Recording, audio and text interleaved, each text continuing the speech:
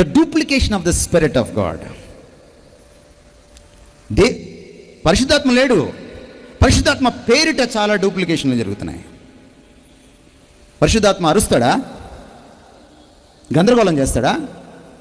ఆయన అల్లరికి కర్త. ఆరాధించేటప్పుడు డ్యాన్స్ చేయమంటాడా? ఏమనంటే దావీదు డ్యాన్స్ అంటావు. నువ్వు ఉన్నావు అక్కడ? దావీదు డ్యాన్స్ చేసినప్పుడు తమరు ఉన్నారా? దావీదు ఎలా డ్యాన్స్ చేశాడు చూసారా? ఆయన స్టెప్పులు చూసారా మీరు? అదేదో తెలిసినట్టు నీకు దావీదు తెలీదు, దేవుడు తెలియదు నీకు. నీ డ్యాన్స్ యూట్యూబ్ డ్యాన్స్, నీ డ్యాన్స్ సినిమా డ్యాన్స్, నీ డ్యాన్స్ ఇదిగో టీవీలో డ్యాన్స్. ఈరోజు చర్చిలో డ్యాన్స్లు వేస్తున్నారు అపుంసపుం తెలియని ఆడపిల్లల చేత, చిన్న పిల్లల చేత. తల్లిదండ్రులు సిగ్గు లేకుండా సెల్ఫీలు తీసుకుంటున్నారు, వీడియోలు తీసుకుంటున్నారు. What are you doing in the name of the spirit? బట్టలు ఊడిపోతున్నాయి, నీకు తెలియట్లా. నీ డ్యాన్స్లో, నీ ఆరాధనలో, నీ గందరగోళంలో నువ్వేం మాట్లాడుతున్నావో నీకు తెలియట్లా. ఆత్మఫలంలో ఒకటి ఉంది తెలుసా మీకు? ఆశా నిగ్రహం, సెల్ఫ్ కంట్రోల్. నువ్వు నిజంగా ఆత్మ ఆధీనంలో ఉంటే నీ ఆరాధనలో, నీ పరిచర్యలో, నీ ప్రసంగంలో నువ్వు సెల్ఫ్ కంట్రోల్లో ఉంటావు. తోలనాడి ఒక్క మాట కూడా మాట్లాడవు. నేను స్టేజ్ ఎక్కేటప్పుడు నేను ప్రభుని అడుక్కుంటాను తెలుసా, నాయన నా ఆవేశం వద్దు, నీ ఆవేశం కింద నన్ను ఉంచు. I have a fear. ఒక్క మాట తోలనాడు మాట్లాడతానేమో, నాకు శ్రమ. If I do that, when you fear God, you will be under the control of God. ఉందా భయం దేవుడంటే? దేవుడంటే భయం ఉందా నీకు? పిచ్చి పిచ్చి పాటలు, పిచ్చి పిచ్చి డ్యాన్సులు, పిచ్చి పిచ్చి ఎగురులు, గంతులు in the name of the spirit. ఇది నకిలీ ఆత్మ, పరాయి ఆత్మ, పరిశుద్ధాత్మ కాదు. పరిశుద్ధాత్మ పరిచర్య ఎలా ఉంటుందంటే వాక్య విరుద్ధంగా ఉండదు. నేను చెప్పిన వాటిలో నుంచి తీసి మిమ్మల్ని సర్వసత్యంలోకి నడిపిస్తాడని చెప్పాడు. పరిశుద్ధాత్మ పరిచర్య ఎలా ఉంటుందంటే క్రీస్తును మహిమపరుస్తాడు. ఆయన మనిషిని హైలైట్ చేయడు, చర్చిని హైలైట్ చేయడు, డినామినేషన్ని హైలైట్ చేయడు, చర్చి ఫౌండర్ని హైలైట్ చేయడు. ఆయన క్రీస్తుని హైలైట్ చేస్తాడు. పరిశుద్ధాత్మ పరిచర్య ఎలా ఉంటుందంటే క్రమం ఉంటుంది, క్రమశిక్షణ ఉంటుంది. నకిలీ ఆత్మల్ని గుర్తించండి. మరొకటి 2, మోడిఫికేషన్ ఆఫ్ ద గాస్పెల్. సువార్తని మార్చిపారేశాం, దాన్ని దుర్వార్తగా చేసేసాం, అందులో శుభం ఏంటో తెలియకుండా చేసేసాం. అది చాలామందికి it's no more a news, forget about the good news. శుభవార్త అనేది పక్కన పెట్టండి, కనీసం వార్త కాకుండా చేసేసాం దాన్ని. ఈరోజు సువార్తలో అసలు విషయాలు లేవు. సిలువ లేదు, క్రీస్తు లేడు, పాప ఖండన లేదు, ఏమీ లేదు ఈరోజు సువార్తలో. ఈరోజు సువార్త అంటే ఏంటంటే క్రీస్తులోకి రా నీకు ఇవి వస్తాయి, క్రీస్తులోకి రా నీకు ఇవి దొరుకుతాయి. తాయిలాల ప్రసంగాలు, ప్రలోభ పెట్టే ప్రసంగాలు, మార్కెటింగ్ జరుగుతోంది. సువార్త పని ఒక పరిచర్య, it's a ministry, not a marketing. You don't market Christ, you minister Christ. Please understand this. మీరు చూడండి, యూట్యూబ్లో వెతకండి, మీరు చూడండి, పెద్ద పెద్ద దైవజనులు మాట్లాడిన దాంట్లో సువార్తలో క్రీస్తున్నాడేమో, సిలువ ఉందేమో, పాప ఖండన ఉందేమో. పాపాన్ని ఖండించిన ఖండిస్తున్నారు ఈ రోజున. నకిలీ సువార్త నకిలీ విశ్వాసుల్నే గెలుచుకుంటుంది. అసలు సువార్త అసలు విశ్వాసుల్నే తయారు చేస్తుంది. When you preach false gospel, you'll get false believers into the church. But if you preach right gospel, true gospel, genuine gospel, you'll have genuine believers in the church. ఈరోజు సంఘం కల్తీతో నిండిపోవడానికి కారణం ఏంటో తెలుసా? ఇది ఒక కారణం. వాళ్ళు తాయిలాల కోసం వచ్చిన వాళ్ళే తప్ప వాళ్ళు ప్రభు కోసం వచ్చిన వాళ్ళు కాదు. వాళ్ళు ఏదో లబ్ధి పొందడానికి వచ్చిన వాళ్ళే తప్ప పశ్చాత్తాపంతో వచ్చిన వాళ్ళు కాదు. వాళ్ళకి ఏదో చెయ్యాలని వస్తారు ఆయన దగ్గరికి.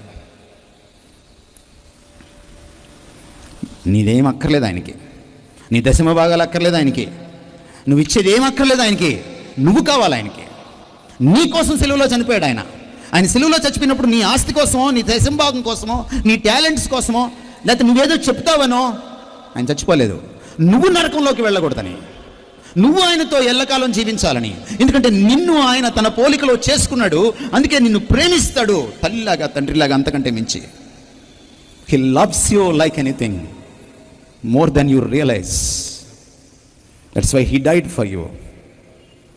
నువ్వు బాగుపడాలని, నువ్వు మళ్ళీ ఆ పోలిక సంతరించుకోవాలని, పాపం వల్ల పోగొట్టుకున్నటువంటి ఆ క్రీస్తు పోలిక, ఆ దేవుని పోలిక మళ్ళీ అందులోకి నువ్వు వస్తే నిన్ను చూసి మురిసిపోవాలని, నీకోసం తన పోలికను పోగొట్టుకొని, తన పదవిని పోగొట్టుకొని నీలాగా మారిపోయాడు.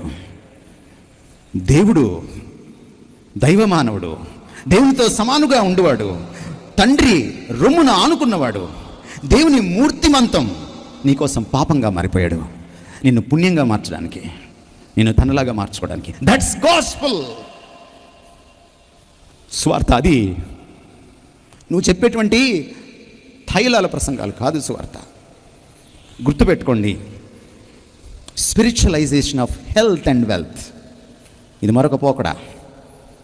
ఈరోజు ఏం చెప్తున్నారంటే, దేవుడు నిన్ను ఆశీర్వదిస్తే నీకు ఒకటి ఆరోగ్యం, ఇంకొకటి సౌభాగ్యం.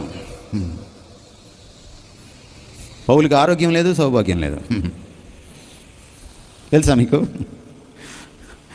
తిమోతికి అనారోగ్యం వస్తే పౌలు ఏమన్నాడంటే, అయ్యా నా చర్చికి రా, అనారోగ్యం పోద్దనలా, కాస్త ద్రాక్షరసం తాగాయ అన్నాడు.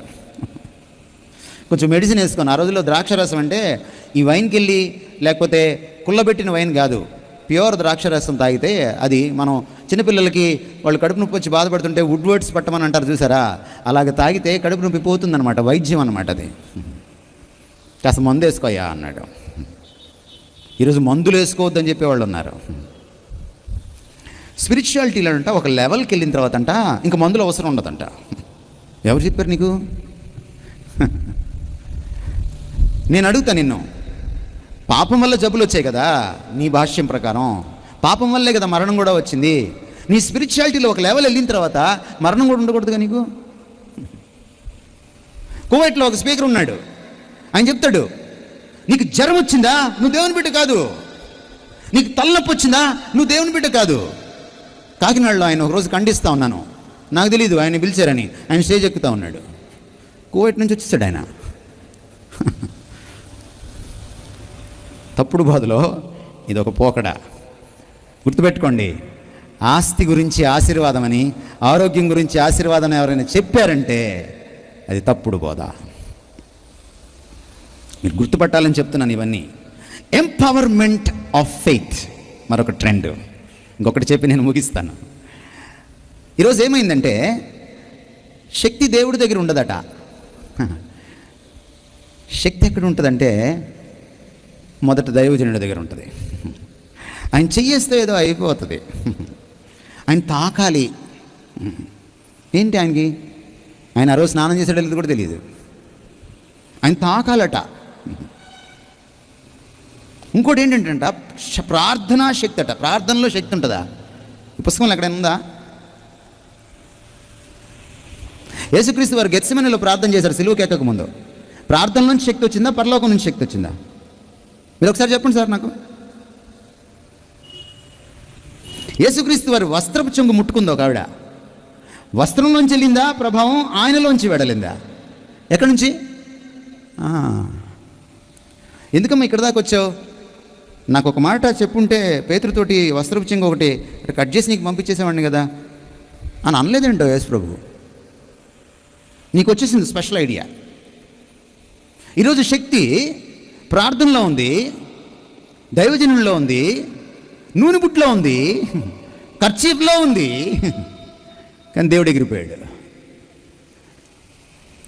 నాకు తెలిసిన ఒక స్నేహితుడు, నేను విదేశాలకు వెళ్తే కలిసి, అన్న మా అమ్మని ఏం చేయాలో అర్థం కావట్లేదన్నా, ఆ బెల్లంపల్లి నుంచి కర్చీఫ్ తెచ్చుకుంది, 4 ఏళ్ళు అయిందన్నా, ఉతకమ్మా కనీసం అంటే ఉతకదట, ఉతికితే ప్రభావం పోద్దట. ఆ మురికి కర్చీఫే గుండెల మీద వేసుకొని పడుకుంటుందన్నా. ఎట్లా మార్చాలో మా అమ్మని అర్థం కావట్లేదన్నా. ఏం చెప్పాలి చెప్పండి? శక్తి. ఆయన ఏమన్నాడంటే, ఆయన వస్త్రపు చెంగు తాకిన తర్వాత ఆవిడ స్వస్థపడింది, కానీ ప్రభు ఏమన్నాడంటే, నా వస్త్రం నుంచి వెళ్ళిపోయింది అనలా, నాలో నుండి ప్రభావం వెడలిపోయింది. The source of power is not prayer, is not your faith, is not the pastor, is not the godly man or woman.